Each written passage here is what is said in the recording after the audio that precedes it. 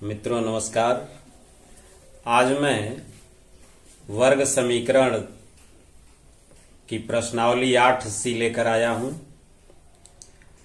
इस वीडियो को अगर आप अपने बच्चों को दिखाते हैं तो इन प्रश्नों को हल करना वो आसानी से समझ सकते हैं और आगे भी ऐसे प्रश्न हल कर सकते हैं। बहुत अच्छे ढंग से समझाया गया है और कहीं जाने की जरूरत नहीं पड़ेगी। वीडियो दिखाइए, बच्चे इनको हल करना स्वतः सीख जाएंगे। चलिए देखते हैं। कक्षा 8 का गणित है या प्रश्नावली 8C। तो चलिए सीधे प्रश्न हल करते हैं। ये देखिए, कक्षा 8 गणित अभ्यास 8C। क्या करना है? हल कीजिए तथा उत्तर की जांच कीजिए। हल करना है और उत्तर की जांच भी करना है। तो चलिए देखते हैं कैसे हल करते हैं। एकदम सिंपल ढंग, इसका सिंपल तरीका। पहला प्रश्न लेते हैं। 3x² + 10x + 8 = 0 वर्ग समीकरण है, हल करना है। जब इसको हल करेंगे तो x के 2 मान मिलेंगे और वो दोनों मान इस समीकरण के मूल कहलाते हैं या चर राशि का मान कहलाते हैं। और जांच करने में क्या होता है कि जो x के मान मिले हैं उन दोनों मानों को अलग अलग रख करके यह देखते हैं कि इनका बायां पक्ष और दायां पक्ष आपस में बराबर है कि नहीं।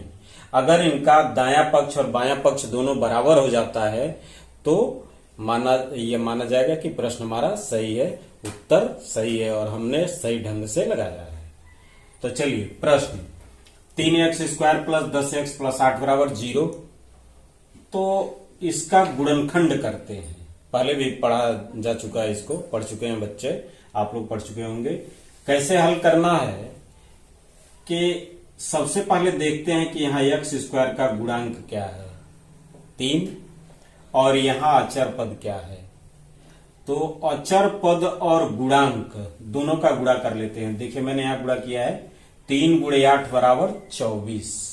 ठीक, अब यहां देखते हैं कि यहां चिन्ह प्लस है या माइनस, धन है या ऋण।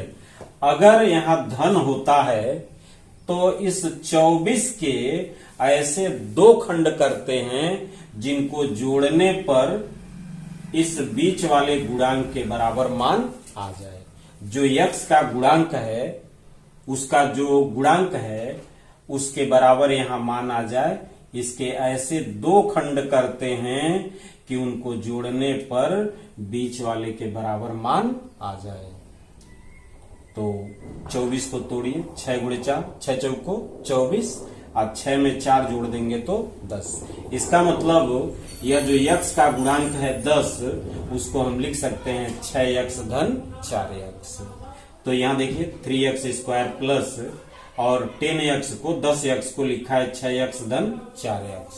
आइए प्लस 8 यहां रखा बराबर 0। एक बात ध्यान रखना है कि अगर यहां प्लस होता है, धन होता है, तो दोनों पदों को जोड़कर इसके बराबर लाते हैं। अगर यहां माइनस होता है तो बड़े में से छोटे को घटा करके इस मान के बराबर मान लाते हैं और तब इसको हल करते हैं।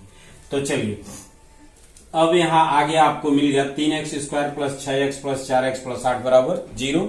अब 2-2 भागों में बांट लेते हैं, 2-2 पदों को एक साथ कर लेते हैं और कॉमन लेते हैं। कॉमन लेना मतलब उभयनिष्ठ पद को बाहर रखते हैं। देखिए कैसे लेते हैं। ये देखिए 3 है, 3 से 6 कट जाएगा, 3 दूना 6, तो इस 3 को ले लिया।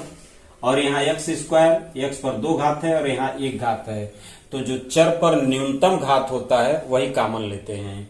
तो यहां से चर पर न्यूनतम घात यहाँ 1 है, यहाँ 2 है अधिकतम, यहाँ न्यूनतम 1 है, तो 1 घात कॉमन लिया, 3x मिल गया। अब इस 3x का इन दोनों में भाग देकर रखते हैं। तो 3x का इसमें भाग देंगे तो 3 से 3 कट जाएगा। अंक का भाग अंक में, मतलब संख्या का भाग संख्या में, अक्षर का भाग अक्षर में देते हैं। तो यहाँ और चिन्ह का भाग चिन्ह में, तो यहाँ चिन्ह प्लस रहता है तो वो भाग देने की कोई जरूरत नहीं, वैसे ही प्लस होगा। तो ये 3 से 3 कट गया, x पर 1 घात और 2 घात में भाग दिया तो 1 घात बच गया। भाग देने में घात को घटा लेते हैं। और यहां से 3x यहाँ है तो 3 का भाग 6 में दीजिए, 3 दूना 6, और यह x है तो x से x कट गया, यहाँ बच गया 2x प्लस 2। अब इन दोनों पदों में देखिए, दोनों पद दो पदों को अलग अलग कर देते हैं ना, देखिए इनको अलग कर दिया तो अब यहाँ 4 है, यहाँ 8 है, 4 दोनों में कॉमन है, 4 से 8 कट जाएगा तो 4 उभयनिष्ठ पद है, कॉमन ले लिया। यहाँ x है, यहाँ x नहीं है तो x कॉमन नहीं होगा, तो अब 4 से भाग देंगे, 4 से 4 कट गया, x बचा और ये प्लस आ गया, और ये 4 दूना 8 बराबर 0 हो गया। अब देखिए, अब इन दोनों में यह x प्लस 2 दोनों में उभयनिष्ठ हो गया, यही कॉमन हो जाएगा, इसको बाहर कर लेंगे। अब इससे भाग देंगे तो ये कटेगा तो 3x बचेगा, यहाँ से प्लस आ जाएगा, फिर x प्लस 2 का इसमें भाग देंगे, कट जाएगा तो यहाँ से 4 बचेगा बराबर 0। अब देखिए ये गुणनखंड के रूप में हो गया, 2 गुणनखंड हो गए, इसके 2 पद मिल गए जो गुणन के रूप में है, जिनका आपस में गुणा है। अब क्या करते हैं, इन दोनों को 0 के बराबर कर देते हैं। तो पहले को x प्लस 2 बराबर 0, फिर प्लस 2 का पक्षांतर कर दीजिए, x बराबर -2, एक आंसर मिल गया, x का एक मान मिल गया, x बराबर -2। चलिए पुनः दूसरा, 3x प्लस 4 बराबर 0, तो 3x प्लस 4 बराबर 0। अब यहाँ प्लस 4 का धन 4 का पक्षांतर कर देते हैं तो -4 हो जाएगा, और ये 3 गुणांक है तो इसमें भाग दे देते हैं, तो x बराबर हो गया -4/3।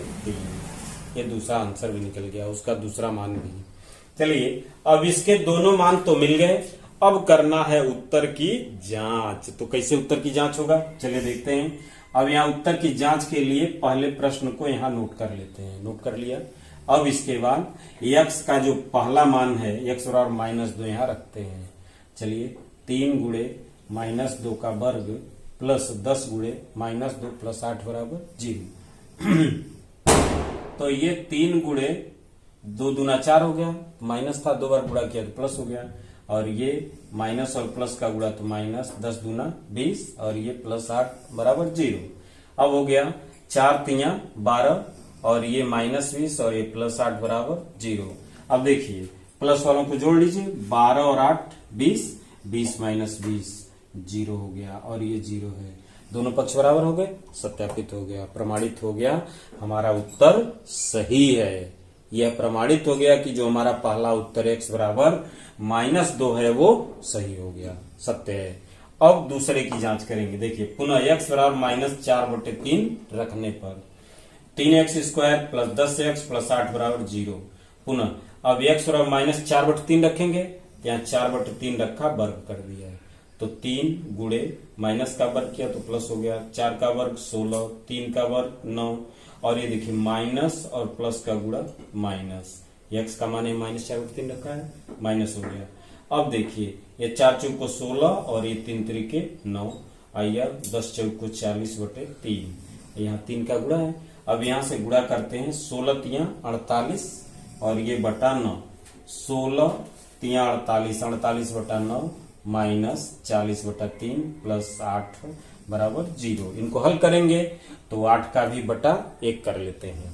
अब देखिए, अब इनका एलसीएम 9 और 3, 9 3 1 का एलसीएम 9, क्योंकि 1 से भी 9 कट जाएगा, 3 से भी कट जाएगा, तो यहाँ हमने क्या किया, 9 का भाग 9 में देंगे, वो तो एक बार जाएगा, एक गुणा कर दिया 48 रहेगा, वो ऐसे ही रह जाएगा। यहाँ देखिए 3 है तो क्या करते हैं, इस हर का इसमें भाग देते हैं, 3 त्रिके 9, 3 और उस 3 का अंश में गुणा करते हैं, तो 40 गुणे 3 120 हो गया, 40 गुणे 3 कितना हो गया 120, 4 तिया 12 120। अब ये देखिए प्लस है, 1 का भाग 9 में देंगे, 9 बार जाएगा भाग, और 9 का गुणा 8 में, 9 8 72, यहाँ 72 हो गया।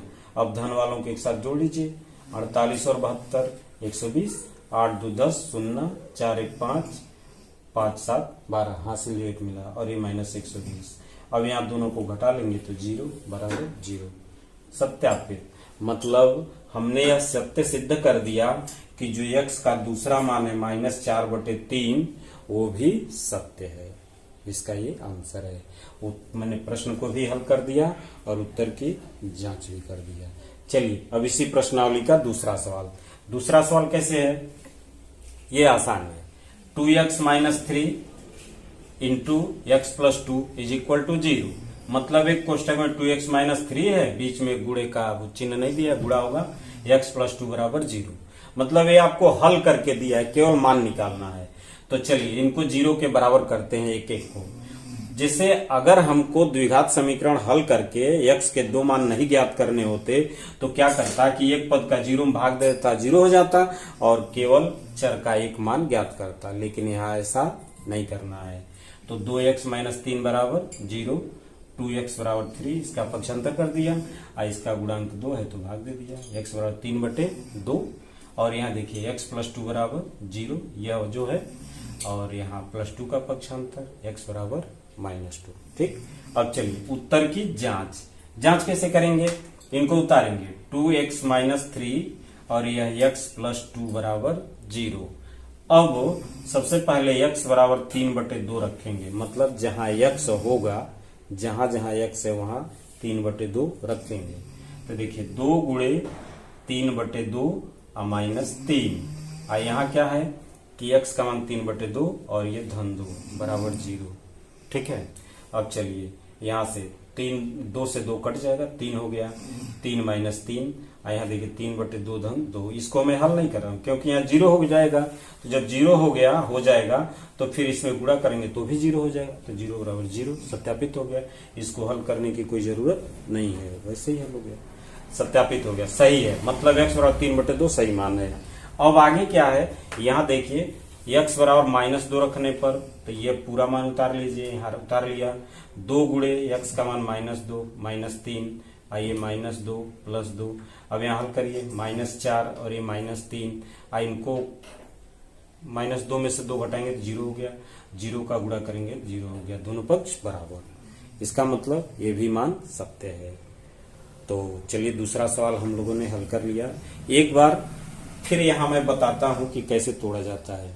अगर यहाँ प्लस होता है तो इन दोनों का जो गुणनफल मिलता है उसको 2 ऐसे खंडों में तोड़ते हैं कि जिनको जोड़ने पर इसके गुणांक के बराबर मान हो जाए।